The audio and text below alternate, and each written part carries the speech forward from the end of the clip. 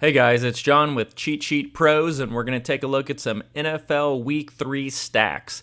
If you're watching the YouTube video, you're going to get a few more stacks than what you did in the article. We'll call those bonus stacks. First thing I want to do is take a look at last week and kind of see how we did with everything. So here I've got let me make sure it's week 2. The week 2 sheet pulled up. It's always sorted by algo. And then these are our top plays, so to speak. So like this is your top tight end, your second tight end, your third tight end. And so you can even come in here and, narrow down the trees. So the one I really want to look at is wide receivers. So our top wide receivers were right here. Now Tyreek Hill wasn't in the main slate, so we're going to throw him out. So for the main slate, we had Cooper, then we had Cooper Kupp, Lockett, Debo, Lamb, Godwin, Thielen. The two I want to focus on here are Kupp and Lockett. They were the top 2 scoring wide receivers on the entire slate. Kupp went for just shy of 40 DK points, 9 catches, 162 yards, and 2 TDs. And Lockett went for just under 35 DK points for 178, and a TD. The 2 highest scoring wide receivers and the second and third highest scoring players on the slate besides Derrick Henry. So I was happy to see algo plays are still kind of sticking up there. I'm not sure what happened to Cooper, but he's someone I'll always go back to as long as he's healthy. And then when you come in here and you look at tight end, that was one of the, let me go ahead and just put them all up here. So our top tight end right here was Gronk. And so people ask me how I came up with Gronk as our top tight end. And it's simple. Open up the sheet, sorted by algo. I'm going to scroll down here and look for tight end. Boom. Gronk was number 1, Kelsey number 2, Hawkinson number 3. Tight ends are the top stays the top, usually week in, week out. Wide receivers will move around a little bit. But Gronk caught 2 touchdowns. I think he was like 4 for 40 or 4 for 39 with 2 TDs, so about 20 DK points. So the algo plays did pretty decent. The QBs I basically use for stacks, and I'm looking for wide receivers, tight ends, and running backs to fill in. Another tab that we had talked about, and let me see if you can see that. There you go.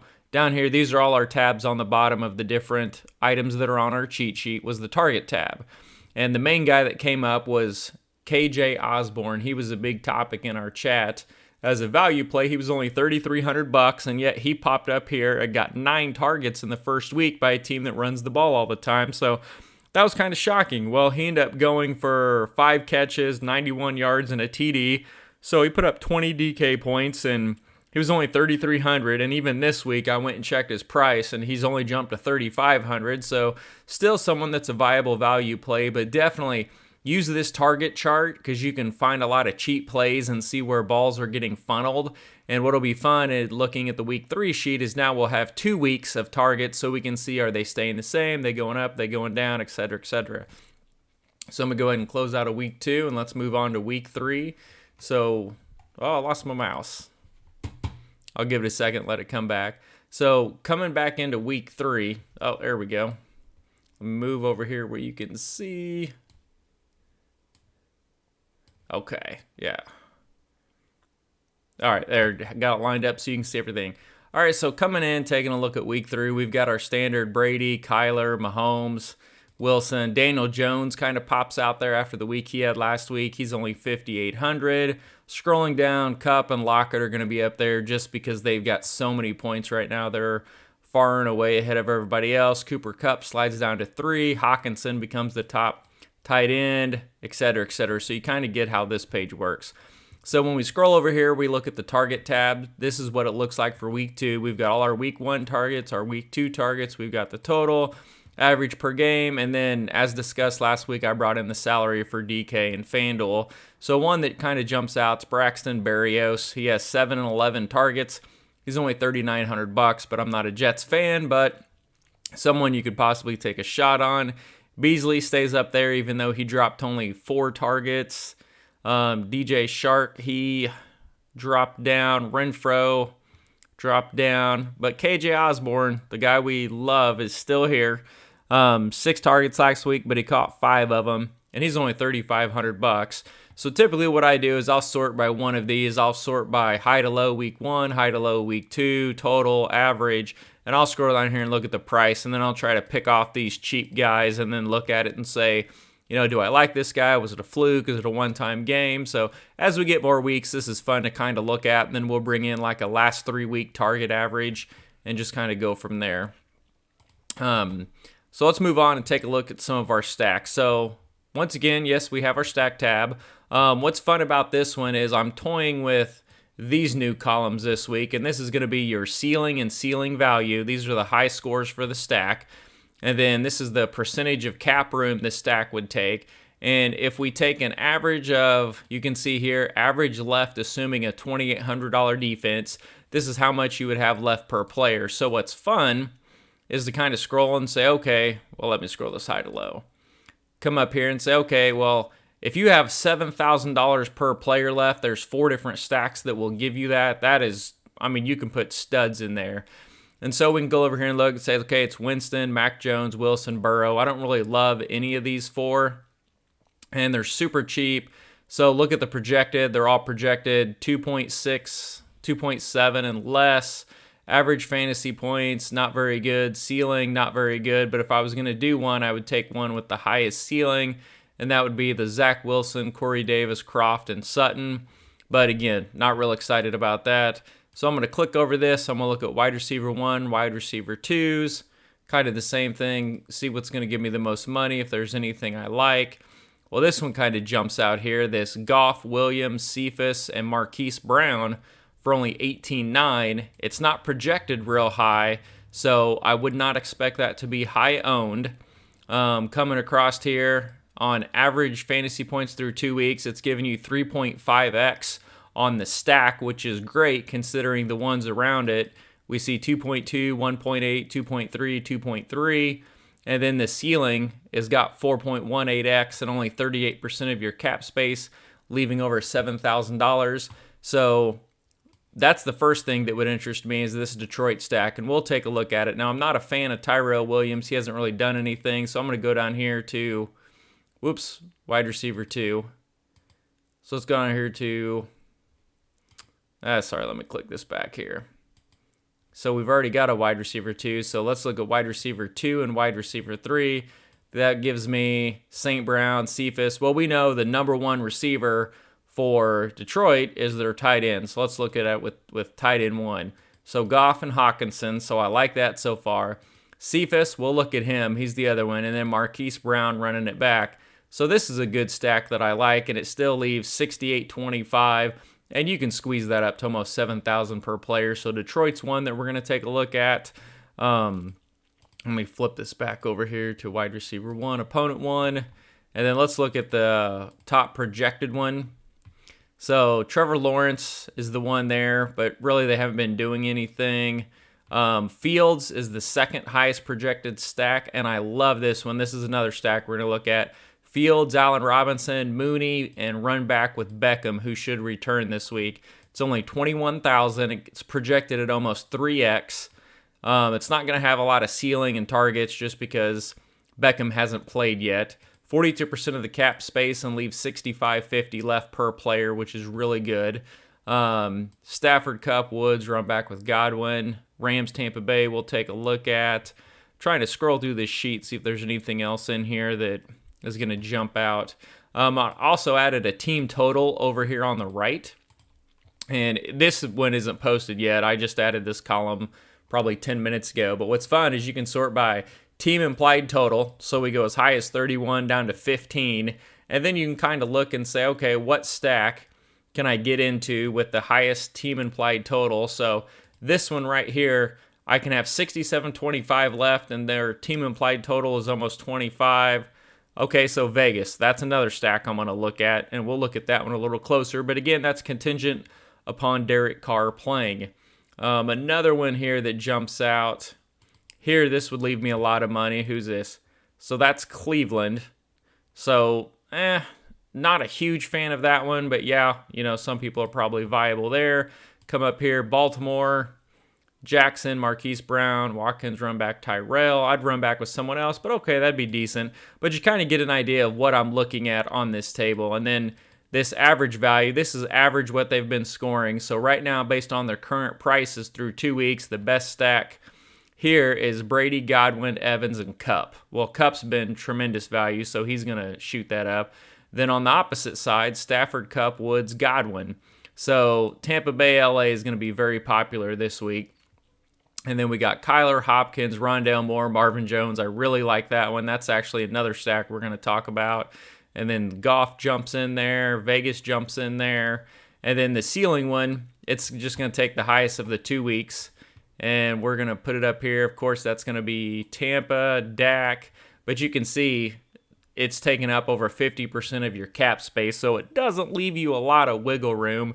One surprising one is Bridgewater. So the big GPP that I watched last week, naked Bridgewater's won it. They didn't even stack a wide receiver. They put Bridgewater in there. I think he had 22 DK points.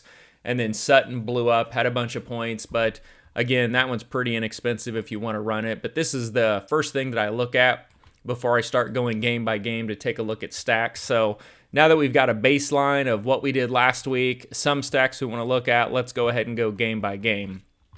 And again, let me make sure the screen's all the way open so you guys can see everything on here. All right, so this is the game of the week, so we're going to do that one last. So Houston, Carolina, I'm not going to go to because that one's tomorrow night. So Arizona is the first stack I want to take a look at. So Vegas has them implied for 29.5 points. Our model has them scoring 32.3, and both of the models from last year have them in the mid 30s. So again, you've got the 4th ranked Bobby Index team versus the 32nd Index team. What I notice about these is both defenses are bad. Jacksonville is really bad. Over here, you can see Jacksonville is giving up the 25th most rushing yards per game and the 27th most passing yards per game. So they're not really stopping anyone. And then to see what Arizona is typically doing, rushing, they're okay. They're not bad. But they have the 3rd most passing yards per game at 325.5. So a team that's passing a lot, which you can see over here 57% of the time, and a team that's giving up a ton of passing yards, that's going to be a good way. Next thing I want to do is look at, see if the QB is going to be protected. So as far as QB protection, they're 21st, Jacksonville's 20th, so that's kind of a wash. Nothing I got to worry about there. We're going to come down, we're going to look at Jacksonville. So offensively, we know they don't have a lot going on. Rushing defense, middle of the road. Pass defense, 28th, so we kind of knew that judging by what they were doing. Now, they're only giving up 3.6 yards per carry on the rush, so passing's the way to go here and attack them. And then when you look over here, if you're wondering about shadow coverage, if you come over here and you see wide receiver 1 and they're like top 5 and then it drops to bad numbers, that usually indicates shadow coverage by one of the cornerbacks. So we can dig into that further. But Jacksonville's 30th and 30th versus wide receiver 1 and 2. So really, you can use anyone. They're 21st against the tight ends, 17th against running backs. So you can take Kyler Murray here and stack him up. Hopkins is going to be kind of the go-to, but your ceiling's a little bit limited. But Rondale Moore and Christian Kirk are the two that I would mix in here. So we scroll down here. We're going to look at the fantasy point production for these guys. Kyler Murray has been outstanding. 34.6 and 38.1 DK points through 2 weeks. Edmonds, he's been in the double digits both weeks. Connor has not. Hopkins has been good, 26 and 15. But I'm looking at this saying his price is 82. So for him to get 4x, he's got to be over 32 points, and he hasn't done that yet. So cash, I don't mind Hopkins. GPP, yeah, you could probably squeeze him in there, but he does kind of cap your ceiling. You got to get lucky somewhere else. But this is what I'm really interested in is Rondale Moore and Christian Kirk, who basically took over the slot job. They don't really have a tight end to speak of, so I'm not worried about either one of these guys. AJ Green's okay, but hasn't really done a lot. But these are the young guys that are going to be around for a long time. So what interests me here is, so they both had a week where they blew up. We have 24 and 27 points. And the other time, they were sitting right around 10. So I think we're going to get into a situation where each week one of these guys blows up and the other one's kind of eh. So if you're doing a cash stack, I like going Murray, Hopkins, Moore, or Murray, Hopkins, Kirk. For GPP, I like doing more of Murray, Hopkins, I guess you could do either one of those. You could do the same thing. Moore and Kirk will be in, one of those guys will be in almost every one of my GPP lineups. I may do 20 and just go 10 and 10 and split it down the middle and hope one of them blows up. I mean, they're dirt cheap. What are they? 5,000 and 5,400. So they're about 65% of the price of Hopkins. So a little bit more risk with them, but heck, worth it in my book. So Arizona's the first stack I like to attack. One of the other ones, let's see, Tennessee, Indiana. I did not like stacking this game. You notice this total opened at 53. It dropped to 48. It's fell 5 points. One of the things that you see is neither offense is, really blowing anything out of the water. Both teams should run the ball. I just don't see a lot of success here. We don't know if Wentz is going to play. He's hurt. Jonathan Taylor is going to get a bunch of carries. Pittman looked really good last week, but I don't really want to stack, him with anyone else. And then Derrick Henry on the other side, same thing. They're going to run the ball a ton. This is going to be a low-scoring game, and you can tell that by the 5-point drop. So probably not a good game to target for a stack. Detroit, Baltimore. So no one gets excited about stacking Detroit, but Detroit is the second stack that I like as we go down this list. You can see our model here has this game with both of them scoring around 27 points. Now, given this is skewed a little bit with only 2 weeks of data, but we have 27 here, 28 here, 27.5 here. Vegas has them at 20.8, so we could get a little bit more. Now, Baltimore has played some tough teams, given they just played Kansas City, but they're giving up the most passing yards per game at 376. So if you go over here and take a look, Detroit, they've been putting up the 12th most passing yards per game at 275. So that's not terrible. And the main reason I like this is the pricing. It is super cheap. It gives you a lot of flexibility. And they're not doing too bad as far as pass protection. They're 14th and Baltimore's 25th at applying pressure, so Goff should have plenty of time to throw.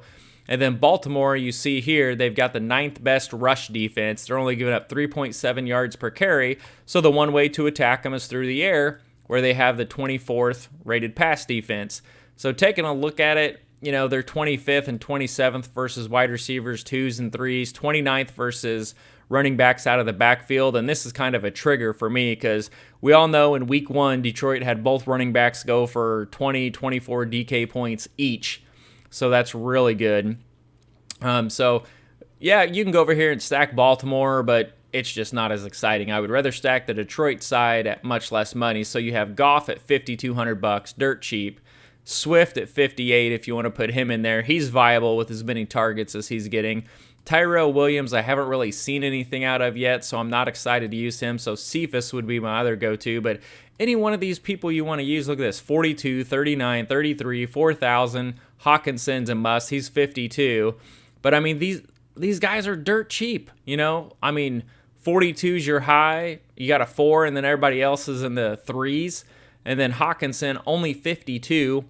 That's great value, so I prefer to go Goff, Hawkinson, Cephas right now, and then you could also do Goff, Hawkinson with Swift, and then I like running back one player on the other team, and I'd go Marquise Brown. He's only $5,600. That's dirt cheap to put him back in there. Coming down here, looking at the fantasy point tracker, Goff's been doing really well, 32.9 DK points, and then 20.4 DK points the next time. That's phenomenal for $5,000. That's, 6X and 4X. That's pretty good. Swift, he's hit double digits twice. Cephas, 12 and 16, and that's probably the highest of the wide receivers. No one else has really done anything, but Hawkinson's been a monster. 25.7 and 20.6 DK points at $5,200. So you're roughly looking at 5X week 1, 4X week 2. For Hopkins to get you 4X, he's got to get 32 to 34 points. For Hawkinson to do it, he's only got to get 20 points. So it's more viable for me for Hawkinson to get 20 than it is Hopkins to get, 32 to 34. So I do like a Detroit stack here. That's going to be one of my GPP stacks. So moving on, Buffalo, Washington, total open at 47, dropped to 45. We got it at 46, 44, 41. Buffalo has a stellar defense, so I don't want anything on the Washington side as far as GPP stacking. Buffalo, I don't mind. It's not terrible, but they're so expensive. I mean, Diggs is 76, Allen 7,000. There's not a lot of room there to get a lot of X value out of this, so I don't really like it. I think it's going to be a one-sided game, to say the least. New England, New Orleans, I'm going to stay away from that. It opened at 46.5, moved down to 42. Not a lot of points there. We've got it projected around 38.5, so nothing exciting there. Kansas City, Chargers. Yes, I love this stack, but it's going to be chalky. Chalky McChalkerson at 54.5. We've got it at 53. Kansas City has no defense, and they can score at will, so you can stack anyone you want in this game. It's going to be extremely expensive. Mahomes is over 8,000. Hill is 84. Kelsey is 82. And then if you come over here, Herbert, Eckler 72. He's going to be popular against the Kansas City rush D that's given up a sieve. Look at that, 6 yards per carry. Buh. Keenan Allen, Mike Williams, they're both viable in the sixes. So I would prefer for GPP possibly stacking another game and then getting a piece of this game. So, for example, if I was going to do 5 stacks and I had a flex spot left in each of those 5 lineups, I would come in and I would do one with Keenan Allen, I would do one with Mike Williams, I would do one with Tyreek Hill, and I would do one with Travis Kelce, and then just say, hey, if my stack goes off, I've got a lot of sticks in the fire for this game. But we're not going to spend a lot of time on Kansas City. They're kind of the known ones. Atlanta, nope. Next one going down, Cleveland, Chicago. So this is the third stack that I really like, and it is the Bears, who opens up at 9.5. They're down to 7, so a lot of people are putting some faith in there. We've only got them projected at 20 points. Vegas has them at 19.5. Our other models has it at 17 and 21. So we don't have them scoring a ton of points, but they are dirt cheap, and there is upside here. As far as Cleveland, let's see, they run the ball. So Chicago up here, you can see they're passing the 31st most pass yards per game at 135. That's awful. Awful, awful, awful. Well, in comes Justin Fields, who's going to get his first start, and this kid's huge. I think he's 232 pounds. When I saw that, I mean, he's just a monster. And then Cleveland, given they did play Kansas City, so this can be skewed, but they're giving up 272 pass yards per game for the 23rd most. So this really interests me here. We got Fields at only $5,200. Allen Robinson's 6.2K. Don't mind him. Darnell Mooney, as soon as Fields came in last week, he started taking some shots at Mooney. And so if they connect for a long one, this could be really good. And he's only $4,300. He's dirt cheap. In Cleveland, you can see good rush D, terrible pass D. How are we going to attack them? We're going to attack them through the air. Cleveland's 23rd, 21st versus wide receivers, 23rd and 31st for tight ends and running backs out of the backfield. So we definitely have some options here. Fields isn't going to have any stats. He hadn't played yet. Montgomery doesn't catch a ton of passes, so stacking him in there doesn't make a lot of sense. So I think Robinson and Mooney are your go-to guys, which you can see Dalton hasn't done anything for these guys, but I think Fields can really shoot these up, and it's dirt cheap. I mean, throw it in a $1 or $3 single entry, big GPP. And as far as the run back, Odell Beckham should return this week, and I love Beckham on the run back side, $5,300. I don't know what the hell Cleveland was doing last week. My biggest prop bet was Chubb rush yards over, and he was getting 5, 6, 7 yards a carry, and then they would give him 1 carry every 3 series, and I'm like, what are you doing? I think his over-under was like 87 to 89 yards. He ended up with 95, but he only had like 7 or 8 carries. So I thought for sure he would be in the 120, 130 range. But anyways, run back with Beckham, get some Fields, dirt cheap, definitely worth a shot here. Pittsburgh, Cincinnati. This is kind of one of the bonus stacks I wanted to go over is Cincinnati. So they opened at 7, they're down to 3. So a lot of people are coming in on Cincy here. We actually have Cincy possibly winning this game 24 to 18. We all know they like to air it out and throw it around, although they've had a tough matchup last week. But Burrow, $5,500. Mixon gets a ton of volume. T. Higgins, Jamar Chase, 51, 54, Boyd even 47. I mean, these are cheap receivers that you can plug in here. As far as their fantasy point production, Burrow's been decent, 18 and 13. Rough week last week. This was a tough matchup. But Higgins, a solid 15 and 17. Jamar Chase, 24 and 13. There's some options there. And then you can run it back depending on who's hurt with Deontay, or you could go Claypool or even Juju. But it gives you something fun to look at the game. I do worry, though, because it opened at 47. It's down to 43.5. So not a ton of points there to win a GPP, but Pittsburgh's always a team that could get involved in a shootout. And one of my favorite stacks is Las Vegas, and that pains me to say this because I'm a Chiefs fan. But right here you see Las Vegas is number one in yards per game at 458 yards. They are 100 yards per game over league average. So this is contingent upon Derek Carr playing, but Vegas has him at 24.5. We got him at 28.8. Now, I understand Miami has a decent defense, but my word, look at this. No pressure, and Vegas is about middle of the road, so Carr should have plenty of time to throw. The defenses are decent for Miami, but Carr's just been absolutely on fire, and it pains me to say that, but for $5,900, and then his receivers here, 52, 38, 4,000. And then Waller, 7,400. You can even afford him. Waller's actually got upside at that price. I mean, you could do 74 and then drop down here to Edwards at 38 and really leverage that down.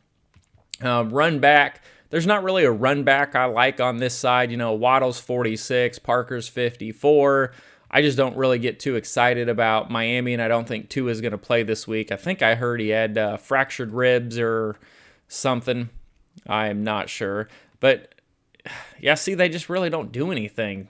Miami really didn't do a lot, so I don't like a run back in this game. I do like Carr, who has 27 and 28 points. I mean, he's pushing 5X 2 weeks in a row. That is phenomenal. Ruggs blew up last week, 25.5, but he's spreading the ball around a lot. You can see a lot of these guys are getting a lot of targets and getting some action, so I think any viable stack there, if Carr goes, is really good. Denver, if you want to get in here, you can. I was shocked to see they have the 7th most yards per game at 409, 51 yards over league average, and they have a stellar defense, which I did not think they would be throwing the ball as much as they are. But Bridgewater, $5,800. Cortland Sutton, 6,000. And then you can add Patrick, Hamler, or Fant, and I mean, they're dirt cheap. And then, I mean, Bridgewater, 24 points. That's pretty solid. Sutton is the one I'd really be interested in if he's able to play this week. He had 28 DK points last week. Patrick, you know, he's been decent. 12, 13, 14 points. Same with Noah Fant. You need a little bit more than that to win a GPP, but it wouldn't shock me if they just blew up one game and were hardly owned. Rams, Tampa Bay, this is probably the favorite game to stack. Opened up at 52.5. It's up to 55.5, which is astronomical for an NFL total. We got it 24-27. Don't let this fool you. I do like the Bucs here. I am a fan of them, but on paper, the Rams have the better defense. And you can see these two teams, the 5th and 7th most passing yards per game, but then the Bucs are giving up the 30th most passing yards per game. So I think this one can be a shootout. A lot of other people do as well. Both defenses are good, but both offenses are elite. So anything you want to stack here, I mean, Brady's got 30 points twice, and what's his price? He's still under 7,000. That's insane. So he's an easy 4.5x 2 weeks in a row. Godwin's been good. Evans was shadow covered week 1. Then he blew up, had 2 TDs last week. Brown did well. Gronk's done well both games. So you always got to stack Brady. Brady's never going to run it in. And they don't run the freaking ball. All they do is throw it. So they run 28% of the time. And in the red zone, I bet they're passing, 95% of the time. So a team that's passing at the second highest clip, that's always a stack-worthy team. If you do stack Brady, you can run it back here with Cooper Kupp, 27 and 40 DK points. If you want to get crazy in a GPP, you could pivot over to Robert Woods. That would be fine. If you stack the Stafford side, you can run it back with any one of these guys. They're all viable options except for Scotty Miller. But that one, again, is going to be pretty chalky like the Chiefs. Come down here, Minnesota, Seattle, probably not going to touch that. And then I think we're out of the main slate. Yeah, so this should be the Sunday night game next week. So those are kind of the games that I like. Some of the GPP targets that I like that popped up in the algo is Sterling Shepard, Mike Williams, Jamar Chase, and KJ Osborne. They're some of the mix-in guys. But anyways, I just wanted to run over some of the stacks that I like, let you guys see what it looks like in the cheat sheet. And you guys can make your decisions, build your lineups. But I hope this helps, and we'll talk soon.